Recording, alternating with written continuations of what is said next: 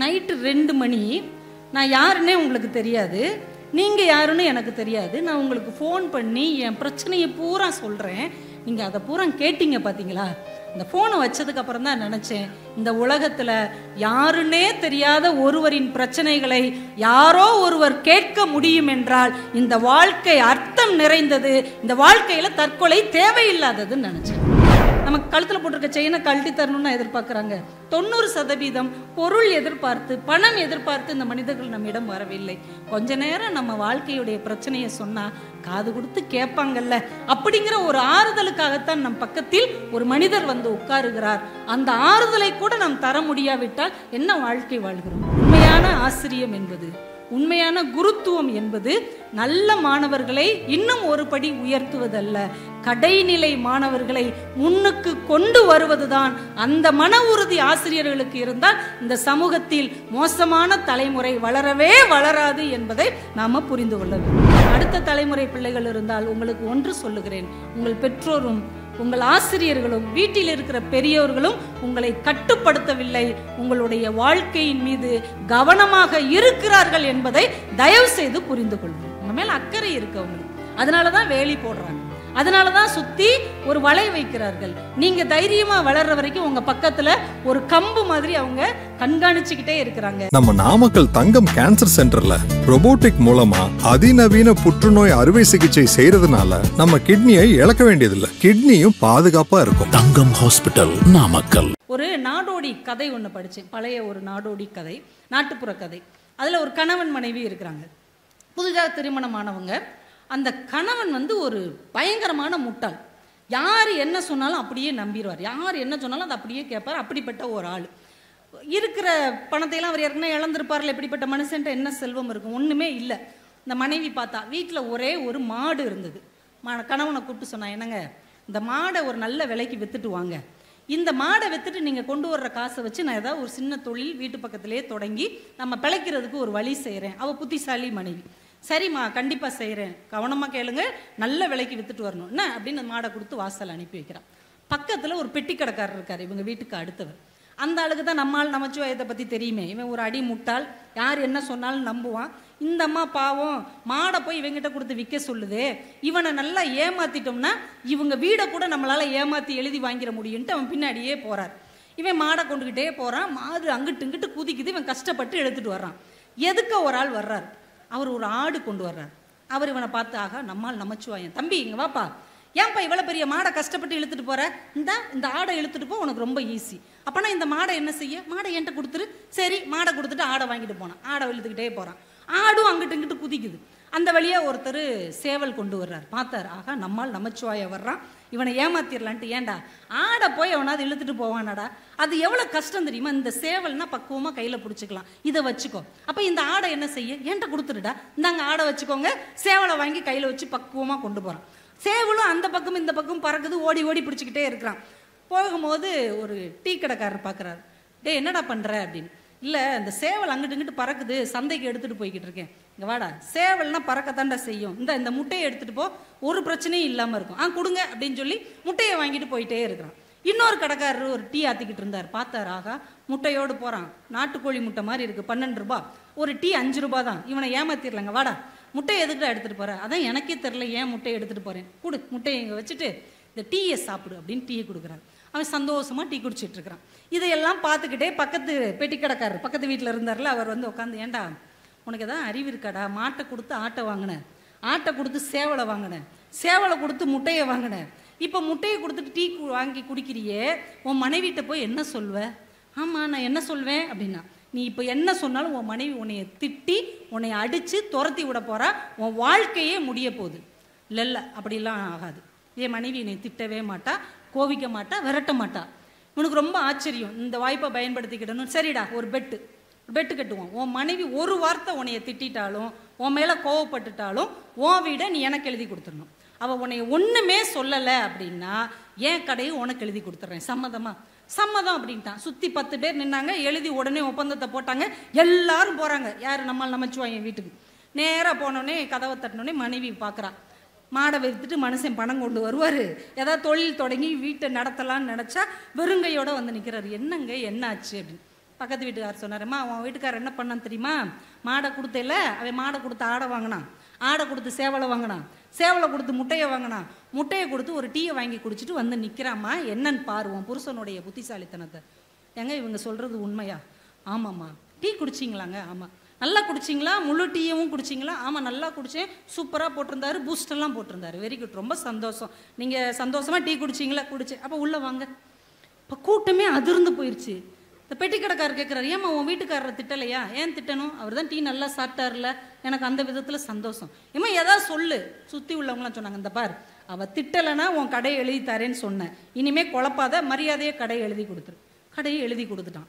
மறுநாள் அவனை கூப்பிட்டு கேட்குறான், நம்மால் நமச்சிவாயத்திட்ட, எப்பட்றா இவ்வளோ பெரிய முட்டாள்தனை நீ பண்ணி என் மனைவி திட்ட மாட்டேன்னு அவ்வளோ உறுதியாக சொன்ன, அவ்வளோ உன்னைய திட்டலை, எப்பட்றா?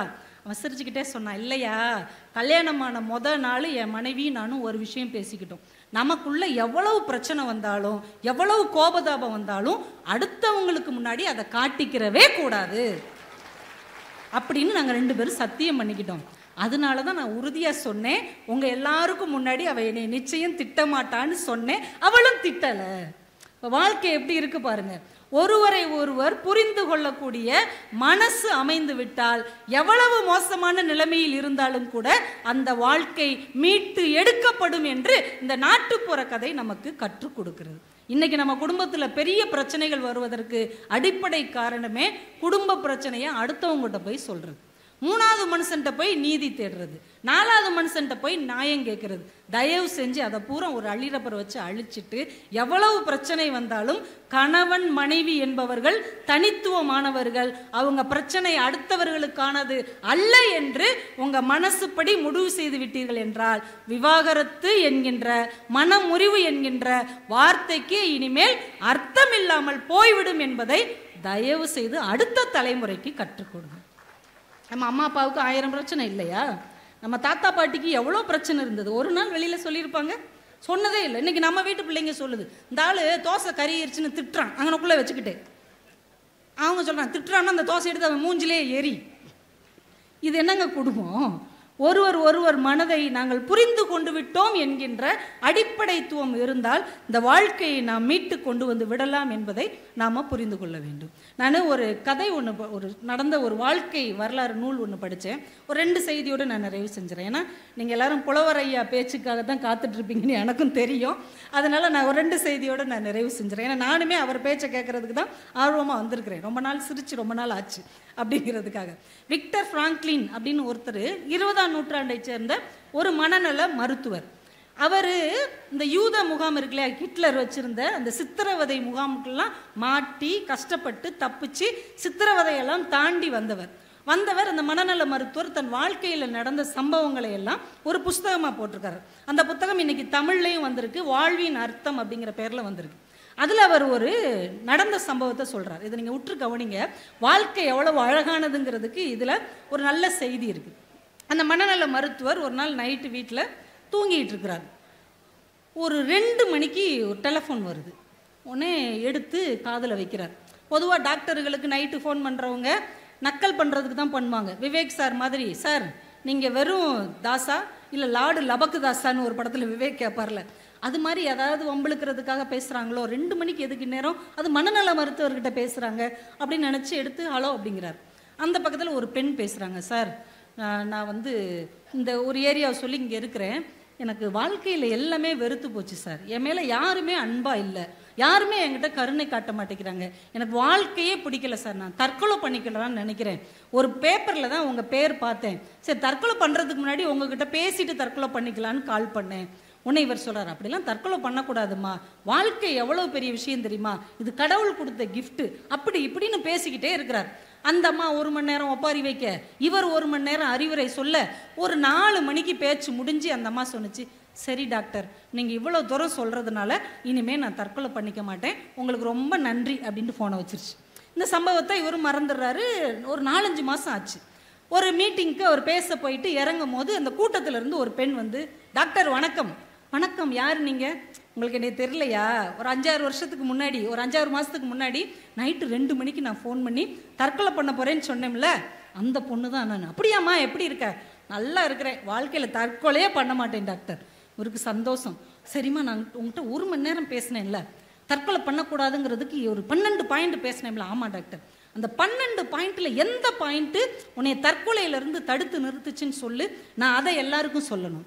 ஒரு பாயிண்ட்டு கூட கிடையாது டாக்டர் அப்படின்ட்டு ஒரு அரண்டார். என்னம்மா நீ இப்படி பொசுக்குன்னு சொல்லிட்ட, உன் தற்கொலையை நான் தானம்மா தடுத்துறேன். நீங்கள் தான் தடுத்தீங்க டாக்டர், பிறையாம ஒரு பாயிண்ட் கூட இல்லைன்னு சொல்கிறேன். உண்மையிலே சொல்கிறேன், 8 மணி வரை பேசுக. வாழ்க்கையிலேயே இன்னும் கொஞ்சம் நேரம் பேசுன்னு சொன்ன ஒரே ஊர் தஞ்சாவூர் தாயா. நான் என்னமோ உங்கள் முகத்தை எல்லாம் பார்த்து நீங்கள் ஐயாவுக்காக காத்திருக்கீங்களே, நம்ம சீக்கிரம் முடிச்சிடலான்னு பார்த்தா விழா குழுவினர் 8 மணி வரை பேசுக அப்படின்னு சொல்லி கொடுத்துட்டு போயிருக்காங்க. பேசிடுவன் பேசி தொலை அப்படின்னு சொல்லாத வரைக்கும் சந்தோஷம். அதுக்கே ஒரு மனதில் உறுதி இருக்கணும்ல. 8 மணி வரைக்கும் நீ பேசுன்னு சொல்றதுக்கு ஒரு மன உறுதி இருக்கு பாருங்க. அதுக்காகவே ஐயாவுக்கு ஒரு பெரிய கைத்தட்டல் கொடுங்க. தஞ்சாவூர்காரங்களுக்கு எவ்வளோ மன உறுதி இருந்தால் இன்னும் நீ 1/4 மணி நேரம் எக்ஸ்ட்ரா பேசுன்னு சொல்லியிருப்பீங்க. இப்போ நம்ம எங்கே நிப்பாட்டணும்? அந்த டாக்டர்கிட்ட நிப்பாட்டணும். விக்டர் ஃப்ராங்க்லின் கேட்குறார், என்னம்மா ஒரு பாயிண்ட்டு கூடயாமா? இல்லை, ஒரு பாயிண்ட்டு கூட இல்லை டாக்டர். பிறகு எப்படிம்மா உனக்கு அந்த எண்ணம் மாறுச்சு? இல்லை டாக்டர், நைட்டு 2 மணி, நான் யாருன்னே உங்களுக்கு தெரியாது, நீங்கள் யாருன்னு எனக்கு தெரியாது, நான் உங்களுக்கு ஃபோன் பண்ணி என் பிரச்சனையை பூரா சொல்கிறேன், நீங்கள் அதை பூரா கேட்டீங்க பார்த்தீங்களா?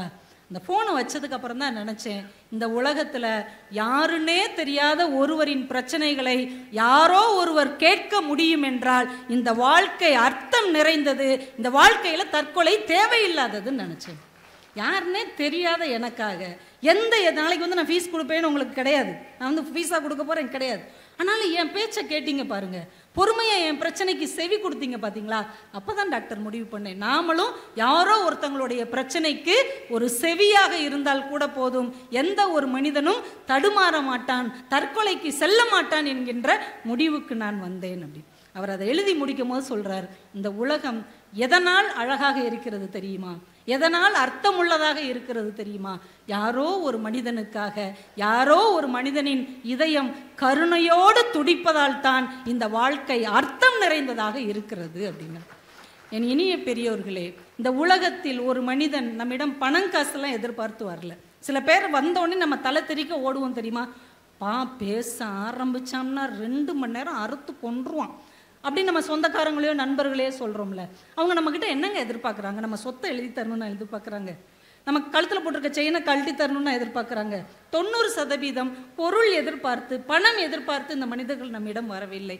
கொஞ்ச நேரம் நம்ம வாழ்க்கையுடைய பிரச்சனையை சொன்னால் காது கொடுத்து கேட்பாங்கல்ல, அப்படிங்கிற ஒரு ஆறுதலுக்காகத்தான் நம் பக்கத்தில் ஒரு மனிதர் வந்து உட்காருகிறார். அந்த ஆறுதலை கூட நாம் தர முடியாவிட்டால் என்ன வாழ்க்கை வாழ்கிறோம்? இனிமையாவது நம்ம வாழ்க்கையில் பக்கத்தில் யாரோ ஒரு மனுஷன் மனம் உடைஞ்சி போகும்போது அவனுக்கு ஒரு தோள் தட்டி, நான் இருக்கிறேன்ப்பா, இந்த வாழ்க்கையை தைரியமாக நடத்தலாம்ப்பா, நம்பிக்கையோடு இரு, சந்தோஷமாக இரு அப்படின்னு அவர்களுடைய கையை பற்றி தோளில் தட்டி தலையில் தடவி ஒரு ஆறுதல் வார்த்தை கொடுக்க முடிந்தால் இந்த வாழ்க்கை அர்த்தமானதாகத்தான் இருக்கும் என்பதை தயவு செய்து நாம் புரிந்து கொள்ள வேண்டும். அதைத்தான் அவர் ரொம்ப அழகாக சொல்லியிருந்தார். பைபிளில் கூட ஒரு வார்த்தை வரும், செவி இருப்பவர் கேட்க கடவுது. செவி இருப்பவர் கேட்க கடவுதுன்னா கடவுள்கிட்ட போய் எனக்கு இது வேணும் அது வேணும்னு கேட்கறதுக்கான செவிகள் இல்லை. யாரோ மனிதன் தன் துன்பத்தை சொல்லும்போது பொறுமையாக கேட்கிற செவிகள் இருந்தாலே போதும், இந்த வாழ்க்கை அழகானதாகத்தான் இருக்கும். இது குடும்ப வாழ்க்கையில் மட்டும் இல்லை, ஒரு குருகுல வாழ்க்கைக்கு கூட பொருந்தும். இன்னைக்கு நிறைய பள்ளிக்கூடங்கள், நிறைய ஆசிரியர்கள் என்ன சொல்கிறாங்க, நல்லா படிக்கிற மாணவர்களை எங்கள்கிட்ட கொடுங்க, ஃபீஸு நாங்கள் குறைச்சிக்கிறோம், ஃபீஸே இல்லாமல் அவங்கள நாங்கள் சேர்த்துக்கிறோம். நல்ல மாணவர்களை நீங்கள் கூப்பிட்டு வச்சு நல்லா படிக்க வைக்கிறதுல என்னங்க சாதனை இருக்குது? நல்லாவே படிக்காத மோசமான மாணவனை என்னிடம் விடுங்கள், நான் அவனை நம்பர் 1ஆக மாற்றி காட்டுகிறேன்னு சொல்வது தானே உண்மையான ஆசிரிய பணி. இன்னைக்கு அப்படியே தலைகீழாக மாறிடுச்சு இல்லை? ஒரு புத்த மடாலயத்தில் ஒரு குரு இருக்கிறார், அவர்கிட்ட ஒரு 15-20 சீடர்கள் படிச்சுக்கிட்டே இருக்கிறாங்க. அதில் ஒருத்தன் பயங்கர திருடன், வாரத்துக்கு ஒரு தடவை எதையாவது திருடி மாட்டிக்குவான். ஒரு தடவை மாட்டிக்கிறான், எல்லாம் திட்டுறாங்க, இவனை ஸ்கூலை விட்டு நிறுத்துங்க. இல்லைப்பா அவன் சரியாயிருவான், இந்த பாருப்பா இனிமேல் திருடக்கூடாது, சரியா? சரி அப்படின்றான். ஒரு 10 நாள் போகுது, மறுபடி திருடிடுறான். மறுபடியும் எல்லாரும் சேர்ந்து அவனை திட்டுறாங்க, இவனை விட்டு விளக்குங்க, இந்த இடத்த விட்டு விரட்டி விடுங்க, அப்போ தான் இந்த ஸ்கூல் உருப்படும். இருக்கட்டும்ப்பா அவன் இருக்கட்டும், எப்பா இனிமேல் திருடக்கூடாதுப்பா, திருடுறது ரொம்ப தப்புப்பா. சரிங்க குருவே, இனிமேல் திருட மாட்டேன். 3ஆவதும் ஒரு நாள் திருடிட்டான். இப்போ எல்லாம் ஸ்ட்ரைக் பண்ணிட்டாங்க, இப்போ ஒன்று இவனை ஸ்கூலை விட்டு விரட்டுங்க, இல்லைன்னா நாங்கள் ஸ்கூலை விட்டு போகிறோம். ஒரு திருடன் கூட எப்படிங்க படிக்க முடியும்? ஒரு பள்ளிக்கூடத்தில் எப்படிங்க ஒரு மடாலயத்தில் திருடனை நீங்கள் சேர்க்கலாம்? அவனை எப்படி வச்சிருக்கலாம்? இப்போ அந்த குரு கண் கலங்கி சொன்னார், நீங்கள் எல்லாரும் வேணால் போய்க்கோங்கப்பா, ஏன்னா உங்களுக்கு குரு தேவையில்லை. திருடுறது தப்புன்னு உங்கள் எல்லாருக்கும் தெரிஞ்சிருக்குல்ல. அப்போ நான் உங்களுக்கு சொல்லிக் கொடுக்குறதுக்கு ஏதாவது ஒன்று இருக்கா? நீங்கள் எங்கே போனாலும் நல்லவங்களா நேர்மையாக உண்மையாக இருந்து ஜெயிச்சிருவீங்க. ஆனால் இவனை விரட்டி விட்டா என்னப்பா செய்வான்? இங்கே திருடனமே ஊர்லேயும் போய் திருடுவான், வீட்லேயும் திருடுவான், சமூகத்திலையும் திருடுவான். இந்த சமூகம் இவனை திருடன் திருடன் என்று அடித்து ஒரு நாள் சிறையில் தள்ளிவிடும். அப்போ நான் சொல்லி கொடுத்ததுக்கு என்னப்பா அர்த்தம்? நீங்கள் எல்லாரும் வேண்டுமானால் இந்த மடாலயத்தை விட்டு சென்று விடுங்கள், இந்த ஒருவனுக்குத்தான் குரு தேவைப்படுகிறான், அதனால் இவன் மட்டும் இங்கே இருக்கட்டும் என்று சொன்னான். உடனே அந்த மாணவன் கண் கலங்கி அழுது அவர் காலில் விழுந்து, திருட்டு உண்மையிலே எவ்வளவு மோசமானதுன்னு நான் புரிந்து கொண்டேன், இனி நான் திருடவே மாட்டேன் என்று சொல்லி கடைசி வரைக்கும் அவன் திருடாமல் இருந்து அந்த மடாலயத்துக்கு அவனே குருவாக மாறினான். உண்மையான ஆசிரியம் என்பது, உண்மையான குருத்துவம் என்பது நல்ல மாணவர்களை இன்னும் ஒரு படி உயர்த்துவதல்ல, கடைநிலை மாணவர்களை முன்னுக்கு கொண்டு வருவதுதான். அந்த மன உறுதி ஆசிரியர்களுக்கு இருந்தால் இந்த சமூகத்தில் மோசமான தலைமுறை வளரவே வளராது என்பதை நாம் புரிந்து கொள்ள வேண்டும். ஏன்னா நம்ம பிள்ளைகளுக்கு இன்றைக்கி நிறைய விஷயங்கள் புரிய மாட்டேங்குது. நம்ம கட்டுப்பாடு கொடுக்கறது எல்லாமே ஏதோ அவங்கள கட்டுப்படுத்துறதுனே அவங்க நினைக்கிறாங்க. ஒரு அப்பா தன் மகனோட கூப்பிட்டுட்டு அவர் ஒரு விவசாயம் பார்க்குறவர், அவங்க தோட்டத்துக்கு போனார். ஒரு ஆலமர கன்று, சின்ன கன்றை எடுத்துகிட்டு போய் நல்ல பெரிய குழி தோண்டி அந்த ஆலமர கன்றை வச்சு சுற்றி வேலி போட்டார். அதை சுற்றி ஒரு பென்ஸ் மாதிரி செஞ்சார், அதை சுற்றி ஒரு வலை மாதிரி போட்டார், பக்கத்தில் ஒரு கம்பை வச்சு ஆலமர கன்றை கெட்டி விட்டுட்டார். போயிட்டார் தண்ணியை ஊற்றிட்டு. இப்போ சுற்றி நிறைய முட்செடிகள்லாம் இருக்குது. அதெல்லாம் இந்த ஆலமர கன்றை பார்த்து சிரிக்குது. நீயும் ஒரு பொழப்பு பொழைக்கிறப்பார், நாங்களாம் பாரு எவ்வளோ சுதந்திரமாக வாழ்கிறோம், எங்கேனாலும் போவோம், எங்கேனாலும் வருவோம், யாரை வேணாலும் குத்துவோம், எவ்வளோ சந்தோஷமாக இருக்கும். நீ பாரு, உன்னைய ஒரு கம்போடு சேர்த்து கட்டி வச்சு, ஒரு குழிக்குள்ளே உன்னைய திணிச்சு வச்சு, சுற்றி ஒரு வலை போட்டு, அதை சுற்றி வேலி போட்டு, இப்படிலாம் ஒரு பொழப்பு பொழைக்கணுமா அப்படின்னு எல்லாரும் கேள்வி பண்ணிக்கிட்டே இருக்காங்க. நாளாக நாளாக இந்த ஆலமரக்கன்று கொஞ்சம் கொஞ்சமாக வளருது. அந்த கட்டியிருந்த கம்பை அவர் எடுத்துடுறார், அப்புறம் அந்த வேலியை எடுக்கிறார், அப்புறம் அந்த சுற்றி இருந்த வலையை எடுக்கிறார். நாளாக நாளாக முட்செடியும் வளர்கிறது, ஆலமரக்கன்றும் வளர்ந்து கொண்டே போகிறது. திடீர்னு ஒரு பெரிய குரூப் உள்ளே வர்றாங்க, இந்த முள்ளு செடி பெருசாயிருச்சுடா, இது நம்ம பிரச்சனைக்கு தான் இதை நம்ம உண்டு பண்ணோம், இது வேஸ்ட் அப்படின்னு முள்ளு செடியை பூரா வெட்டிட்டு போகிறாங்க. ஆலமரக்கன்று கம்பீரமாக நின்று கொண்டிருக்கிறது. விவசாயி தன் மகனிடம் சொல்லுகிறார், தம்பி, கட்டுப்பாடு என்பது நம்மை கட்டுப்படுத்துவதல்ல, நம் மீது கவனம் கொள்ளுவது என்பதை புரிந்து கொண்டால் நாம் ஆலமரமாக மாறுவோம். இல்லை என்றால் சுதந்திரம் என்கின்ற முட்செடியாக மாறி ஒரு நாள் அழிக்கப்படுவோம் அப்படின்னு சொன்னார். நம்ம பிள்ளைங்களுக்கு நம்ம இப்படித்தான்ப்பா இருக்கணும், இப்படி தான் சாப்பிடணும், இப்படி தான் உட்காரணும், இப்படி தான் பெரியவங்களுக்கு மரியாதை கொடுக்கணும், இப்படிலாம் சொல்லி சொல்லி வளர்க்கிறது அவங்கள கட்டுப்படுத்துகிற மாதிரியே அவங்க நினைக்கிறாங்க. அடுத்த தலைமுறை பிள்ளைகள் இருந்தால் உங்களுக்கு ஒன்று சொல்லுகிறேன், உங்கள் பெற்றோரும் உங்கள் ஆசிரியர்களும் வீட்டில் இருக்கிற பெரியவர்களும் உங்களை கட்டுப்படுத்தவில்லை, உங்களுடைய வாழ்க்கையின் மீது கவனமாக இருக்கிறார்கள் என்பதை தயவு செய்து புரிந்து கொள்ளுங்கள். உங்கள் மேலே அக்கறை இருக்கு அவங்களுக்கு, அதனால தான் வேலி போடுறாங்க, அதனால தான் சுற்றி ஒரு வலை வைக்கிறார்கள். நீங்கள் தைரியமாக வளர்கிற வரைக்கும் உங்கள் பக்கத்தில் ஒரு கம்பு மாதிரி அவங்க கண்காணிச்சுக்கிட்டே இருக்கிறாங்க. நீங்கள் வேர் விட்டு விழுது விட்டு கிளை பரப்பும் போது அவங்க தன்னை போல ஒதுங்கி கொள்வார்கள், நீங்கள் மரமாக மாறிவிடுவீர்கள். அந்த உண்மையை குழந்தைகள் புரிந்து கொண்டால் இந்த மொபைல் ஃபோனில் யாருக்கிட்டேயோ அடிமையாகி தன்னுடைய வாழ்க்கையை அவர்கள் தொலைக்க மாட்டார்கள். அதை நாம் குழந்தைகளுக்கு கற்றுக் கொடுக்க வேண்டும். இறுதியாக ஒன்றை சொல்லி நான் நிறைவு செய்கிறேன். ஆல்பர்ட் நோபல் அப்படின்னு ஒரு மனுஷன், ஸ்வீடன் நாட்டை சேர்ந்தவர். அவர் நிறைய கண்டுபிடிப்புகளை எல்லாம் கண்டுபிடிக்கிறார். 300 கண்டுபிடிப்புகளை கண்டுபிடிச்சவர். அவர் கண்டுபிடிச்ச கண்டுபிடிப்பிலே ரொம்ப முக்கியமானது டைனமைட்டுன்னு சொல்லுவாங்கள்ல, வெடிப்பொருள். டைனமைட்டுன்னு சொல்லுகிற வெடிப்பொருளை கண்டுபிடிச்சவர் அவர் தான். அதை கண்டுபிடிச்சதுக்கப்புறம் அவருக்கு சரி காசு, நிறைய வெடிப்பொருட்கள் விற்கப்படுது, அது மனித குலத்துக்கு எதிராக செயல்படுத்தப்படுகிறது, இவருக்கு நிறைய பணம் சேருது. அந்த ஏரியாலேயே பெரிய பணக்காரர் ஆயிட்டாரு. எங்கே போனாலும் பயங்கரமான வரவேற்பு. பணக்காரங்க வந்தாலே வாங்க ஐயா, ஐயா நல்லா இருக்கீங்களா, ஐயா ஐயா சொன்னால் தெய்வம் அப்படிலாம் நம்ம சொல்லுவோம்ல. ஒரு வீட்டு கல்யாணமே எப்படி கொண்டாடுறாங்க பார்த்தீங்களா, பணக்காரங்களாக இருந்தால் அப்படிலாம் இருக்கும். அப்படி அவரை பார்த்து மரியாதை செலுத்துகிறாங்க, அவ்வளவு பெரிய மதிப்பு இருக்குது. அவர் அப்படி கெத்தாக வாழ்கிறார். ஒரு நாள் அவர் தம்பி இறந்து போயிட்டார். கிட்டத்தட்ட இவரும் அவரை மாதிரியே இருப்பார். அவர் தம்பி இறந்து போன செய்தி வந்தவுடனே அங்கே உள்ள பிரெஞ்சு பத்திரிக்கைலாம் என்ன நினச்சிருச்சு, இவர் தான் இறந்து போயிட்டாருன்னு நினச்சிட்டு மறுநாள் பேப்பரில் கொட்டை எழுத்தில் போட்டாங்க, மரண வியாபாரி மரணம் அப்படின்னு போட்டாங்க. இவர் தான் இறந்து போயிட்டாருன்னு நினச்சி பேப்பர் எடுத்து பார்த்து அதிர்ந்துட்டார்.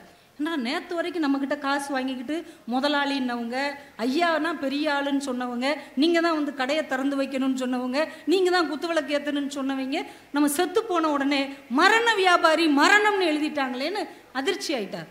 அப்புறம் தான் அவருக்கு புரிஞ்சது, வாழும்போது கையில் வைத்திருக்கிற பணத்தால் எந்த மரியாதையும் இல்லை, மரணத்துக்கு பின்னால் இந்த மக்கள் மனதில் நாம் என்னவாக இருக்கிறோம் என்பதுதான் உண்மையான மரியாதை என்பதை அவர் அன்னைக்கு புரிஞ்சுக்கிட்டார். இனிமே இந்த பணத்தை வச்சு இவங்ககிட்ட மரியாதை வாங்க முடியாது, மரியாதை வாங்க வேண்டும் என்றால் என்ன செய்ய வேண்டும்னு வக்கீலை கூப்பிட்டு ஒரு பெரிய உயில் எழுதினார். என்னுடைய மரணத்துக்கு பிறகு என் சொத்தில் கிட்டத்தட்ட 90% மக்களுக்கு பணி செய்கிற மகத்தான விஷயங்களுக்கு போய் சேர வேண்டும் என்று உயில் எழுதிட்டார். அதுக்கப்புறம் அந்த பணம் இலக்கியத்துக்கு, வேதியியலுக்கு, இயற்பியலுக்கு, மனித நேயத்துக்கு, உலக அமைதிக்கு யாரெல்லாம் பாடுபடுகிறார்களோ அவர்களுக்கு பரிசாக தரப்பட்டது. இன்றைக்கும் உலகத்தின் மிகச்சிறந்த பரிசாக சொல்லப்படுகிற நோபல் பரிசு தான் அவர் எழுதி வைத்த உயில். நோபல் பரிசு வாங்கிட்டு அது எவ்வளோ பெரிய விஷயம். அவர் தான் ஆல்பர்ட் நோபல். ஒரு காலத்தில் மரண வியாபாரியாக மக்களால் பார்க்கப்பட்டவர் இன்றைக்கு உலகத்தின் மிக உயர்ந்த விருதுக்கு சொந்தக்காரராக இருக்கிறார் என்றால் நாம் வைத்திருக்கிற பணத்தால் நமக்கு மரியாதை இல்லை, நாம் கொடுக்கிற பணத்தால் தான் நமக்கு மரியாதை என்பதை இந்த மனசுக்கு சொல்லிக் கொடுத்தோம் என்றால் இந்த வாழ்க்கை இனிமையாக இருக்கும். அதற்கு மனசு பக்குவப்பட வேண்டும். இந்த மனசு நமக்கு வாழ்க்கைக்கு ஏற்ற மாதிரி மாற்றிக்கொண்டோம் என்றால் நம்ம வாழ்க்கையில் நிச்சயமாக வெற்றி பெறுவோம். ஏன்னா இந்த பூமியே நம்ம வாழ்வதற்கு ஏற்ற மாதிரி தான் வடிவமைக்கப்பட்டிருக்கிறது. நீங்கள் ஆச்சரியப்படுவீங்க, இந்த பூமி இன்னைக்கு ஒரு இடத்துல இருந்து சுற்றிக்கிட்டு இருக்குல்ல, நேர்கோட்டு பாதையில் சூரியன் இருக்குது, நிலா இருக்குது, வியாழன் இருக்குது, பூமியும் இருக்குது. இந்த பூமி இன்னைக்கு இருக்கிற இடத்துல இருந்து, இப்போ இருக்கிற இடத்துல இருந்து ஒரு 10% சூரியனுக்கு பக்கத்தில் போனால் அந்த கதிர்களை தாங்க முடியாமல் எரிந்து சாம்பலாகிவிடும். ஒரு 10% சூரியன்லேருந்து பின்னாடி தள்ளி போனால் குளிரில் உறைஞ்சி ஒன்றுமில்லாமல் போயிடும். சரியான இடத்தில் இந்த பூமி நம்மை கட்டுப்படுத்தி வைத்திருக்கிறது. இன்னைக்கு இருக்கிற இடத்துல இருந்து 1/5 நிலாவுக்கு பக்கத்தில் போனால் இந்த பூமியில் ஒவ்வொரு நாளும் 2 சுனாமி வரும் என்று அறிவியலாளர்கள் சொல்லுகிறார்கள். மனிதன் வாழ்வதற்கு ஏற்ப, மனிதன் நிம்மதியாக மகிழ்ச்சியாக கொண்டாடுவதற்கு ஏற்ற மாதிரி இந்த பூமி வடிவமைக்கப்பட்டிருக்கிறது, பாதுகாப்பாக வடிவமைக்கப்பட்டிருக்கிறது. நம்ம மனசையும் எல்லோரும் மகிழ்ச்சியாக வாழ்வதற்கு ஏற்ற மாதிரி பக்குவப்படுத்தி கொண்டால், மன உறுதியோடு வாழ தெரிந்து கொண்டால் இந்த வாழ்க்கை அழகானதாக அர்த்தம் நிறைந்ததாக மாறும் என்று சொல்லி இவ்வளவு நேரம் அமைதியாக இருந்து இந்த உரையை கேட்ட உங்கள் ஒவ்வொருவருக்கும் என்னுடைய அன்பும் பணிவும் கலந்த நன்றிகளையும் மாவட்ட நிர்வாகத்திற்கு வணக்கங்களையும் வாழ்த்துக்களையும் தெரிவித்து மனதில் உறுதியோடு என்றும் நீங்கள் வெல்ல வேண்டும் என்று வாழ்த்தி விடைபெறுகிறேன். நன்றி, வணக்கம். நம்ம நாமக்கல் தங்கம் கேன்சர் சென்டர்ல ரோபோட்டிக் மூலமா அதிநவீன புற்றுநோய் அறுவை சிகிச்சை செய்யறதுனால நம்ம கிட்னியை இழக்க வேண்டியதில்லை, கிட்னியும் பாதுகாப்பா இருக்கும். தங்கம் ஹாஸ்பிட்டல், நாமக்கல்.